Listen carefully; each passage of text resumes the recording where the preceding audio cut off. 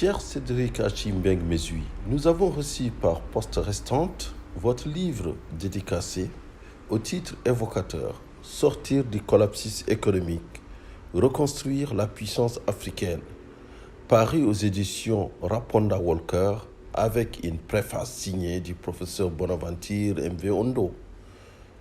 Nous devons l'avouer, vous êtes pour ainsi dire un auteur multirécidiviste. En 2012, vous publiez Structured Finance Conditions for Infrastructure Project Bonds in African Markets.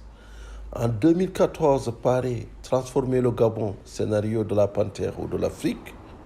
Alors, Cédric, vous évoquez dans ce livre, cher Anta Diop, sur sa logique et sa vision de l'industrialisation avec des pays spécialisés. Vous évoquez aussi, et à plusieurs reprises aussi, des concepts d'industrialisation qui ont marché ailleurs, notamment le cas de Airbus, qui a vu plusieurs pays européens se réunir autour d'un projet avec chacun une spécialité pour devenir aujourd'hui la première compagnie ou le premier industriel dans l'aéronautique aux côtés de Boeing. Donc, nous avons une logique verticale de l'insertion dans les bouts de chaîne de valeur qui a toujours été mise en avant et qui vient d'être bousculée par la Covid-19. La logique horizontale à laquelle vous appartenez, si on lit bien entre les lignes, c'est-à-dire la logique de l'intégration, est là avec elle aujourd'hui les faveurs des statistiques. En effet, tous les indicateurs le montrent, l'Afrique gagnerait beaucoup plus à s'ouvrir, à s'intégrer, à développer le commerce interafricain qu'à continuer éternellement à être fournisseur de matières premières. Alors, Cédric, bonjour. De quoi parle ce livre? Avec cette crise, de comprendre l'urgence de transformer sur place une bonne partie de ce que nous consommons, région par région, et bien sûr de voir comment financer ces transformations avec nos ressources. Donc, c'est ça plus globalement les deux messages forts de ce livre. D'une part, industrialiser avec les facteurs endogènes, transformer localement, région par région, accroître la transformation régionale des industries et bien sûr les financer essentiellement avec les ressources locales. Je dirais que le thème de la transformation locale ressurgit à chaque fois qu'il y a une crise, mais est-ce que nous ne rencontrons pas des limites structurelles liées notamment au morcellement de nos pays, liées au fait que justement nos banques ne sont pas assez robustes et que notre système financier n'est pas profond? Comment faire pour surmonter ces obstacles? Déjà, cette crise nous a interpellés sur un point très important.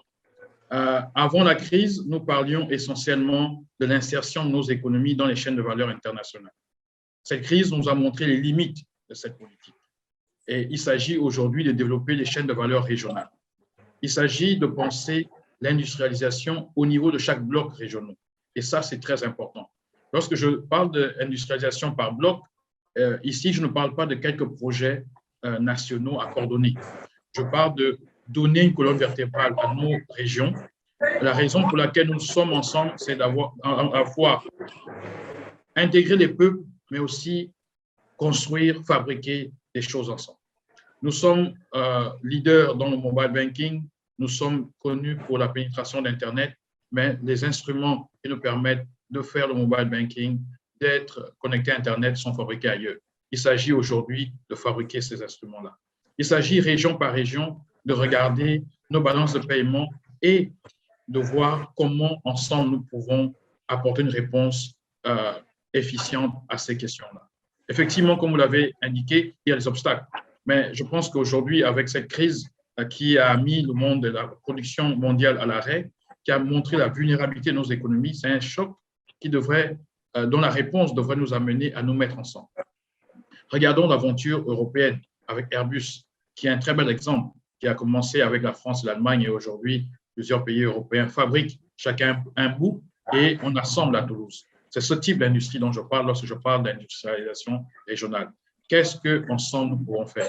Quelle industrie automobile nous pourrons développer ensemble? Où chacun, dans un pays, on fera le moteur, et d'autres parties de l'appareil dans d'autres pays et assemblées dans un pays donné. Aujourd'hui, regardez les industries pharmaceutiques. Avec cette crise, nous sommes en train de dépendre d'un vaccin qui est fabriqué ailleurs et des résultats et des validations qui se déroulent ailleurs. Et nous sommes un peu spectateurs devant cela. Il faudrait avoir une réponse forte, cette réponse de leadership qui voudrait que nous mettions ensemble pour fabriquer. Nous avons des richesses énormes. Regardez la grande forêt équatoriale. Imaginez toutes les espèces qui s'y trouvent pour trouver des médicaments qui sont plus sains pour l'être humain, qui peuvent nous permettre de faire un saut qualitatif en termes d'industrie pharmaceutique. On a tellement d'exemples et dans le livre, je parle et je reviens un peu à l'idée de Cheikh Anta Diop qui, déjà il y a 60 ans, parlait des zones industrielles africaines qui divisaient en 8. Je pense qu'il a eu raison. Il a eu raison il y a 60 ans. Nous avons essayé pendant toutes les dernières 60 années de bâtir chacun dans son coin son économie. Il est temps de revenir à ces visions de leadership de Cheikh Anta Diop pour renforcer notre solidarité régionale. Parce que la logique de Cheikh Anta Diop, des divisions des pays africains suivant une spécialisation, n'est pas dépassée par une vision purement libérale de l'économie mondiale qui veut que tous les pays africains aujourd'hui essayent de s'insérer dans le chaîne de valeur de la mondialisation et chacun essayant bien sûr de profiter de ses avantages comparatifs. Je peux parler du cas de l'Égypte, par exemple, qui est exportatrice de véhicules, mais aussi du Maroc qui l'est. Je peux parler, par exemple, du cas de la Côte d'Ivoire, qui est toujours première exportatrice mondiale de cacao. Est-ce que le vrai problème, ce n'est pas au niveau justement de la mise en fait en vigueur de la ZLECAf? Tout à fait. Déjà, nous devons éviter que la ZLECAf soit l'opportunité pour que d'autres multinationales viennent implanter sur le continent des produits où nous allons juste servir de consommateurs de produits internationaux parce que nous allons ouvrir des hubs pour certaines multinationales. Vous avez tout à fait raison, mais cela, c'est l'Afrique avant 2020. C'est-à-dire que le discours mondial était d'insérer les économies dans les chaînes de valeur mondiales. Et nous avons tous contribué et participé à cela. Le choc de cette crise nous interpelle pour nous dire que ce n'est pas cela la solution. La solution, c'est avec votre voisin immédiat. Parce que lorsque le monde entier était à l'arrêt, les seules frontières qui étaient ouvertes sont les frontières avec des voisins, parce que nous avons continué à consommer à côté, nous avons continué à mutualiser un certain nombre de structures et de production. Donc, la réponse de l'Afrique avec cette crise, c'est justement de se mettre ensemble et de s'insérer dans les chaînes de valeur régionales. Bâtir ces chaînes de valeur déjà, qui n'existent pas dans la plupart des cas. Vous avez pris l'exemple de la Côte d'Ivoire sur le cacao. Le Ghana aussi est un grand producteur. Le Ghana et la Côte d'Ivoire étant les plus gros producteurs, il faut voir comment ensemble nous pouvons bâtir une industrie qui produit du chocolat et avoir comme premier consommateur la CEDEAO. Parce que vous savez, avoir une industrie, c'est un point, c'est déjà un bon facteur, mais il faut en plus de cela avoir le marché qui permet d'absorber. Regardez tous nos pays, nous importons de nombreuses voitures, des véhicules qui sont fabriqués ailleurs.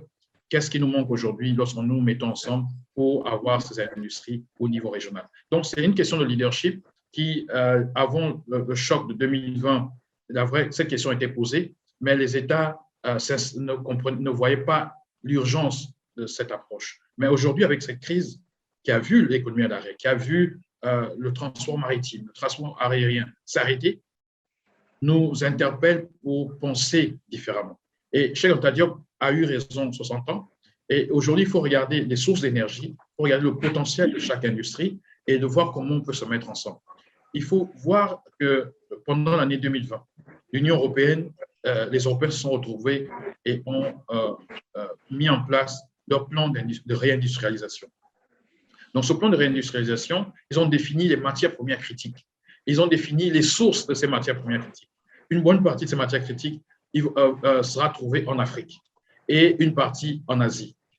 Lorsque l'Europe définit son plan climat pour l'avenir, l'Europe définit déjà ses sources sur le continent africain.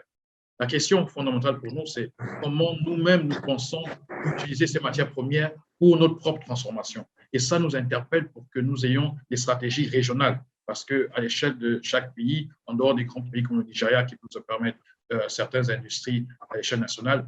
Je pense que l'essentiel des États africains devrait se retrouver bloc par bloc, avec une gestion différente. Il ne s'agit pas des communautés économiques régionales que nous connaissons aujourd'hui, mais il faut vraiment une approche industrielle, une approche économique, où les pays peuvent se retrouver à 2, à 3 ou à 4 pour avoir une impulsion d'industrialisation.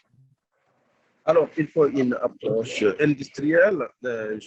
Il y a quelque chose quand même qui interpelle depuis la crise de la COVID-19, c'est l'abondance des ressources libérées ou créées de toutes pièces avec la planche à billets par les Américains, les Japonais, les Européens. Et on a vu vraiment de la relance de l'économie, du soutien des ménages avec des allocations directes. Je ne sais pas, est-ce que c'est du keynésianisme ou du néo-keynésianisme, mais est-ce que vous pensez qu'aujourd'hui, en Afrique, concrètement, il est possible d'initier de tels plans de relance? Déjà, ce qui est malheureux, c'est qu'au moment où les autres utilisent à fond la planche à billets, qu'ils utilisent, l'État intervient dans différents secteurs, que les politiques et les solutions qui sont en train d'être proposées en Afrique vont plutôt dans le sens de l'austérité. Et c'est là où on tire pour dire que l'austérité en période de récession est vraiment pas cela qu'il faut choisir pour le continent, parce que cela va nous entraîner dans des récessions encore plus. C'est ce que nous avons vécu dans les décennies 80-90 avec les plans d'ajustement structurel. Il faut plutôt miser sur l'investissement, sur la mutualisation de certaines industries et de certains financements. Il est possible, et je le propose dans le livre, aujourd'hui, en termes de solutions de contribution africaine à la question de la dette qui est posée, nous avons en fin 2019 l'encours des titres obligataires souverains des marchés africains autour de plus de 400 milliards de dollars. Nous sommes à fin 2020 plus proche de 500 milliards de dollars. Il s'agit pour les banques centrales africaines, dans ce que je propose, région par région, de se mettre ensemble et de racheter 30 à 50% de l'encours de ces titres-là. Sachant que 70 à 80% de cet encours s'agit essentiellement des titres de court terme, qui ont une pression forte sur la gestion de la dette de nos économies. Donc, si les banques centrales, région par région, arrivent à faire cet exercice, nous libérons à peu près 200-250 milliards de dollars tout de suite en termes d'oxygène pour nos États. Et cela n'est pas une opération qui va prendre 6 mois. Ça peut être fait le mois prochain. Il s'agit de se retrouver. Les États comme les régions comme l'UEMOA et la CEMAC, ça peut se faire la semaine prochaine. C'est la Banque centrale qui gère leurs titres obligataires. Il suffit de passer 50% de ces titres-là sur le bilan de la Banque centrale en libérant ainsi les États, en leur donnant de l'oxygène, des marges de manœuvre budgétaires aussi rapidement. Cela peut se faire dans les autres régions en prenant le modèle de la Banque centrale européenne, c'est-à-dire les banques centrales se mettent ensemble et on se met d'accord sur cette répartition, comment acheter les titres de ces États. Mais les banques centrales, je comprends bien, ne vont pas le faire aussi simplement sans avoir des garanties de la part des États. Il ne s'agit pas, en rachetant ces dettes, de les annuler. Non, il s'agit, en période de crise, de leur donner un moratoire, 5 ans de grâce. 5 ans de grâce qui permet de sortir de cette crise et de penser rebâtir nos économies en regardant les secteurs les plus productifs pour relancer la croissance de manière durable. Et bien sûr, d'étaler cette dette sur une longue période, par exemple 20 ans, en montrant les modalités de paiement de cette dette. Parce qu'il faut éviter l'aléa morale, il faut montrer qu'en termes de crédibilité, nous sommes capables de faire cet exercice de confiance entre la Banque centrale qui va agir au niveau monétaire et bien sûr les gouvernements qui sont asphyxiés par le service de la dette et qui peuvent là retrouver des marges de manœuvre. Donc voilà une sorte de quantitative easing que nous pouvons faire. Et je comprends bien aussi l'hésitation de certaines banques centrales parce que lorsque vous avez des économies extraverties, si vous faites une impulsion monétaire très forte, le danger, c'est de se retrouver à avoir un appel d'air pour les importations et donc tout de suite des sorties de devises. Donc, il y a des pays qui ont un compte de capital libéralisé comme les États, par exemple, de la CEMAC ou de l'UEMOA, qui vont avoir plus difficilement cet exercice de stimulation, de stimulus monétaire, et par exemple des pays comme le Maroc ou la Tunisie, qui ont un autre régime de change, peuvent le faire un quantitative easing sur certains secteurs. Dans le livre, je propose de ramener ces États, région par région, autour de véhicules de financement. Il s'agit de quoi? Il s'agit de créer une SPV, ce Shared Purpose Vehicle, qu'on met en place, où chaque banque centrale, dans les États où il n'y a pas une banque centrale commune, vont être actionnaires. Et dans le cas de la CEMAC et de l'UEMOA, c'est très facile, c'est la BCAO et la BA qui devraient, par le mécanisme de la création monétaire, entrer dans cette SPV. À cela, il faudra ajouter les fonds souverains des différents pays pour participer au renforcement du capital de ce véhicule financier. Et bien sûr, le mécanisme que je propose, c'est qu'au niveau de ce véhicule, on prenne une partie, donc 1 mois de réserve de change, qui sont déjà investis dans des titres qui sont notés 2A, 3A, dans les pays de l'OCDE qui sont plus avancés, de prendre ce portefeuille-là et de le mettre comme une garantie liquide pour le véhicule financier qu'on aura mis au niveau régional. L'idée, c'est d'augmenter, accroître la crédibilité financière de ce véhicule qui va avoir de manière synthétique, qui sera indexé sur des actifs qui sont déjà investis dans des titres A, 2A et 3A. Donc, cette crédibilité de ce véhicule, à la fin de la journée, ce n'est pas pour aller chercher des ressources sur les marchés internationaux. Non, il s'agit de lever des fonds sur les marchés locaux. Parce que très souvent, si on prend le cas de l'UEMOA ou le cas de la CEMAC, chaque pays a son profil de crédit, de risque, et souvent, les investisseurs qui sont à travers l'Afrique ne comprennent pas la différence entre ces différents pays en termes de rating. Et là, l'occasion de leur donner un benchmark clair, qui est transparent, et permettre à ce véhicule de lever des ressources sur des périodes longues, 10, 15, 20 ans. Et là, il s'agira de s'asseoir, bien sûr, avec les investisseurs institutionnels pour voir ce qui est possible en fonction des maturités. Vous voyez bien qu'au Maroc, on a pu faire des réformes qu'il fallait au niveau des compagnies d'assurance. Et donc, cela montre qu'il y a des ressources longues. Dans l'Afrique australe, il y a des ressources énormes en termes de compagnies d'assurance, fonds de pension, qui permettent effectivement de soutenir ce type de projet. Il y a des efforts qui ont été faits dans la zone Est, aussi sur les fonds de pension et les compagnies d'assurance. Il y a un travail à faire au niveau de la CEMAC et au niveau de l'UEMOA pour avoir ces capitaux longs. Donc, c'est ce type d'exercice qu'il faudra faire pour que ce véhicule lève des ressources uniquement pour les projets industriels régionaux dont je parlais. On a un agenda clair de projets régionaux. Il ne s'agit plus d'avoir des plans de relance régionaux qui ne parlent que d'infrastructures. Les infrastructures sont dans le projet d'industrialisation. Et donc, les fonds qui vont être levés doivent aller pour soutenir ces projets régionaux. Et c'est cela que je propose région par région.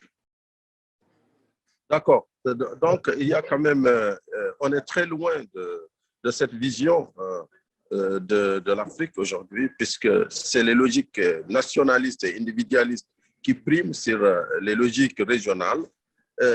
Justement, il y a aussi, à côté de ces logiques, une logique internationale, comme par exemple la conférence de Paris, qui a vu récemment l'émission de DTS en faveur des pays africains et avec aussi une option d'allocation supplémentaire de la part des pays membres de l'FMI qui n'en auraient pas besoin. Que pensez-vous de cette solution? Et puis, est-ce que ce n'est pas simplement encore un réadaptement de l'Afrique qui ne dit pas son nom? Déjà, cette initiative est louable. Il faut dire qu'elle est complémentaire. Il s'agit là, avec la nouvelle émission des DTS, de 33-34 milliards pour l'ensemble du continent. Et si le mécanisme va jusqu'au bout de la logique expliquée à Paris, on pourrait avoir une capacité de 100 milliards à prêter à différentes institutions qui accompagnent le continent et à certains pays. Mais ce dont moi je viens de parler, c'est tout de suite donner l'oxygène pour 200 à 250 milliards à l'ensemble du continent. Vous voyez bien qu'il s'agit en termes de taille d'une autre dimension. Et je trouve qu'il s'agit d'une dimension endogène. C'est une solution endogène, pensée et réfléchie au niveau du continent. Donc, nous sommes en termes de partenariat sur le continent. Il faut rester ouvert. Et je sais que nos dirigeants sont mieux informés, comprennent les enjeux géopolitiques et savent qu'il faut toujours ces partenariats-là.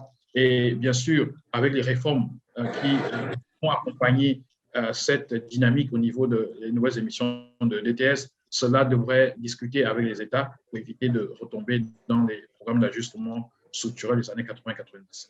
Mais vous avez souligné un point très important en termes de géopolitique. Vous voyez, il y a trois blocs qui sont en train de se construire et de s'affirmer davantage. On a le bloc américain que nous connaissons et qui, depuis quelques années, est challengé par le bloc asiatique, Chine, Russie. Mais vous voyez bien qu'il y a un plan américain de 4 000 milliards qui est en train de se mettre en place avec deux phases, 2 000 milliards, et d'accompagner l'industrialisation, la réindustrialisation de l'économie américaine avec la mise en place d'un certain nombre d'infrastructures. En face, vous avez la Chine qui est en train de vouloir dédollariser la zone asiatique avec le projet du Yuan Or, qui est vraiment la grande menace à l'utilisation du dollar à travers le monde. Vous voyez les échanges entre la Russie et la Chine sur les échanges de pétrole sont passés en 2015 de 90% à moins de 50% aujourd'hui. Donc, il y a vraiment cette présence-là de la Chine qui veut que dans ces échanges avec les pays asiatiques, le yuan soit le plus utilisé avec une indexation sur l'or. Et récemment, il y a quelques mois, la Chine a mis en place le yuan, la crypto-monnaie chinoise, qui a pour ambition d'être la monnaie la plus utilisée en Asie. Donc, l'Asie s'affirme avec un leader qui est la Chine, qui est en partenariat avec la Russie. Et au milieu, l'Europe a compris que, et pourtant l'Europe est puissante déjà, pays par pays, mais l'Europe a compris la nécessité de se mettre ensemble et de renforcer en lien avec ce projet industriel. Il y a quelques mois, l'Europe a encore mis une autre stratégie en place, c'est un plan de réduction de la dépendance extérieure dans ces secteurs. Donc l'Europe industrielle et puissante trouve qu'il est nécessaire de se mettre ensemble pour réduire la dépendance extérieure. Donc, l'Europe ne veut pas être au terrain de jeu des deux puissances américaines et russes. Elle voudrait avoir son mot à dire.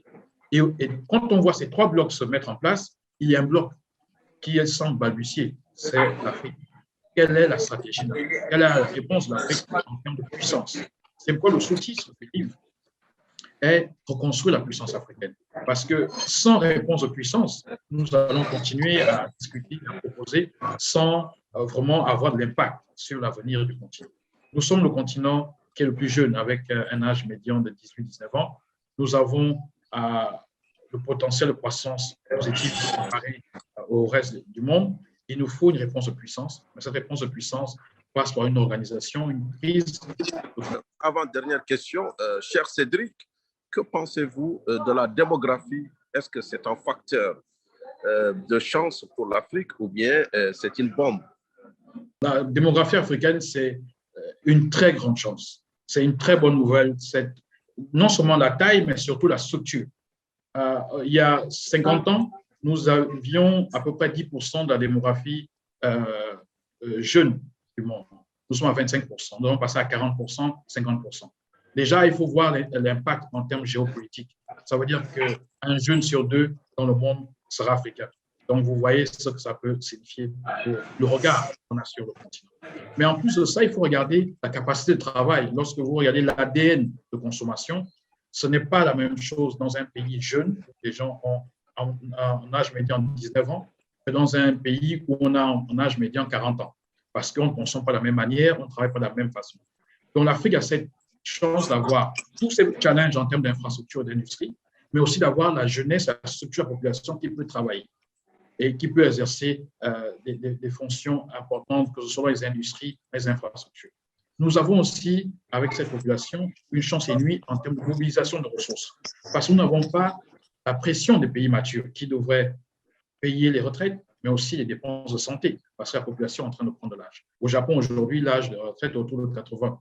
Donc, vous voyez bien que d'ici 2050, le Japon va perdre un tiers de sa population et à la fin du siècle, 2 tiers. Donc, la question de la robotisation du digital se pose avec acuité au Japon et dans certaines régions du monde, notamment en Europe, si on regarde le cas de l'Italie et le cas de la Russie. Mais nous n'avons pas les mêmes challenges. Donc, nous devons profiter de la structure de la population que nous avons aujourd'hui pour créer des emplois parce que nous avons la structure qui nous permet d'avoir plus de jeunes qui peuvent travailler, d'avoir des capitaux que nous mobilisons, si nous structurons nos fonds de pension, si nous structurons nos industries de gestion active, si nous renforçons le côté assurance de nos compagnies. Et tout cela va apporter un meilleur climat d'investissement sur le continent et surtout de mobiliser ces jeunes-là dans le cadre de nos industries régionales. Nous avons besoin de produire plusieurs milliers d'ingénieurs par an une industrie comme automobile comme Geely en Chine produit plus de 30 000 ingénieurs par an. Et pour le faire en Afrique, il faut que nous soyons ensemble. Il faut que l'UEMOA, la CEDEAO se mettent ensemble pour produire ces ingénieurs, ces techniciens qui vont permettre de transformer le continent. Merci déjà de l'opportunité. Le message est celui d'une prise de conscience sur les chaînes de valeur régionales. Nous avons essayé depuis 60, chacun de faire son petit chemin. Nous avons des challenges énormes et nous avons, en termes de géopolitique, des blocs qui sont en train de se construire. Et si nous, Africains, nous ne nous mettons pas ensemble pour construire la réponse africaine, nous allons être au terrain de jeu des autres puissances. Donc, nous devons, région par région, construire cette vertébrale industrielle, mutualiser nos ressources à la fois financières et techniques pour construire l'avenir du continent, donner l'espoir à nos jeunes qui sont en train de traverser la Méditerranée, et ce qui ne nous fait pas plaisir. Et il faut que nous donnions une réponse forte, une réponse de puissance. Merci encore à Financial Afrique pour votre soutien et votre engagement pour moderniser et approfondir le système financier sur le continent. Merci, cher Cédric. Alors, je recommande à tous les experts, les banquiers, les assureurs, les économistes, ceux qui s'intéressent particulièrement à l'Afrique, de lire ce beau livre, ce cadeau, cette réflexion profonde sur les transformations et les décisions que l'Afrique doit prendre pour se développer, créer des millions d'emplois pour ces jeunes. Merci encore, Cédric. Merci.